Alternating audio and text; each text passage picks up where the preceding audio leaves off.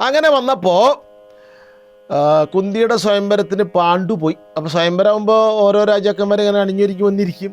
തോഴി ഈ കല്യാണം കഴിക്കുന്ന സ്ത്രീ, സ്വയംവരിക്കേണ്ട സ്ത്രീ വരണമല്യൊക്കെ ആയിട്ട് ഇങ്ങനെ വരും. ഓരോ രാജാവിൻ്റെ ഗുണം പറയും. പാണ്ഡുവിൻ്റെ മുമ്പിലെത്തി.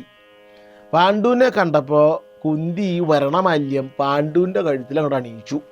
അങ്ങനെ പാണ്ഡുവിൻ്റെ ഭാര്യയായിട്ട് കുന്തി സംഭവിച്ചു. അപ്പോൾ ധൃതരാഷ്ട്രൻ്റെ ഭാര്യ ഗാന്ധാരി, അങ്ങനെ കുന്തിക്ക് പാണ്ഡു. ഇനി മൂന്നാമതൊരാളുണ്ട്, അയാളുടെ പേര് വിതുരൻ. നമ്മൾ കണ്ടല്ലോ, ശാപം മൂണ്ടൻ ജയിച്ചാണ്.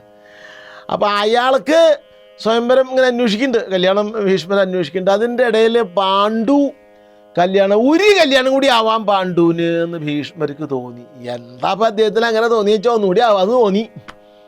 അപ്പോൾ മാദ്ര രാജാവിൻ്റെ അടുത്ത് ചെന്നു. ബാൽഹീകൻ, അദ്ദേഹത്തിൻ്റെ സഹോദരി മാദ്രി. ഭീഷ്മർ ചതുരംഗപ്പടയോടുകൂടി രാജ്യത്തേക്ക് നിന്നു.